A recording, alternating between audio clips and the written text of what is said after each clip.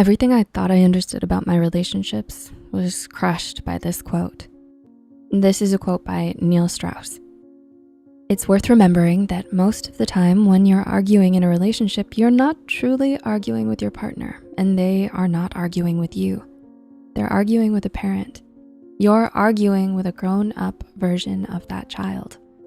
And when we say relationships, it's not just the romantic ones. We're referring to any relationship you have in your lifetime. Friends, classmates, coworkers, bosses, etc. I'm sure many people can relate to this because according to research done by Jane Ellen Stevens, nearly 35 million people in the US alone have experienced one or more types of childhood trauma.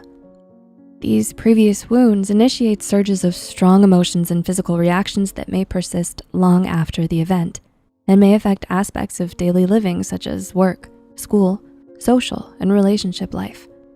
Here are 5 signs of childhood wounds. Number 1, you have negative behavioral tendencies.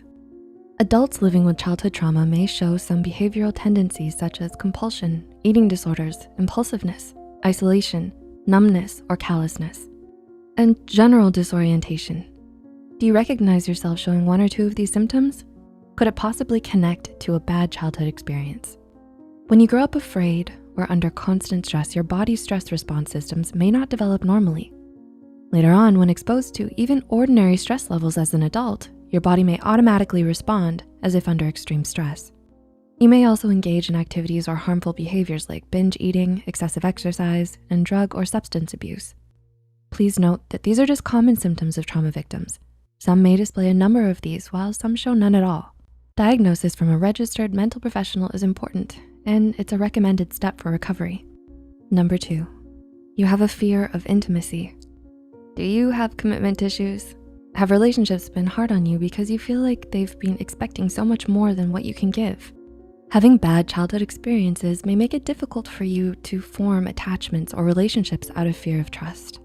For example, if you were constantly criticized as a young child and exposed to conditional love, you may find it difficult to reciprocate feelings as an adult. This proves to be a struggle no matter which social situation you find yourself in, but don't lose hope. A lot of people have come to terms with their childhood scars and recovered from them. Therapy is a safe and proven way of healing. If you feel like it's too big of a step, you may also attempt opening up to your loved ones and other people you trust. With baby steps, you can do it. Number 3, you're afraid of confrontation, pressure, and speaking up. Are you the type of person who shuts down under pressure? Do you have difficulty in confrontations and speaking up for yourself? These traits may stem from parental treatment in your childhood years. Were your parents or guardians overly strict? If you spoke up about something challenging them, did you receive punishment in return? These events may cause you to have fear in your later years when placed in similar situations. You may also feel like you aren't worthy or capable enough to create a positive change in your life.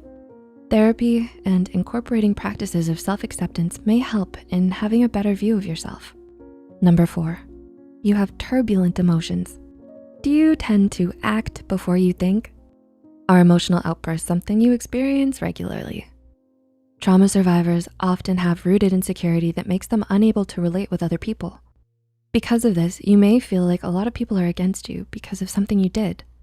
You are sensitive to their words and actions and tend to take them negatively. It might be a good idea to surround yourself with patient people who understand what you're going through.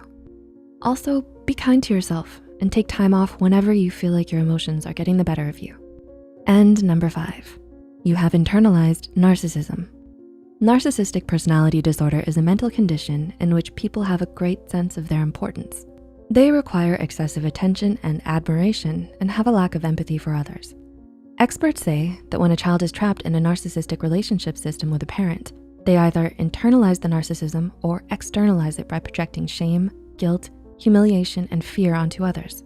Those with narcissistic personality disorder may have a grandiose sense of self-importance, is preoccupied with fantasies of unlimited success, power, brilliance, beauty, or ideal love, have a sense of entitlement, take advantage of others, and show arrogance, haughty behaviors, or attitudes. So, do you recognize these signs within yourself? Do you know other people who exhibit these symptoms?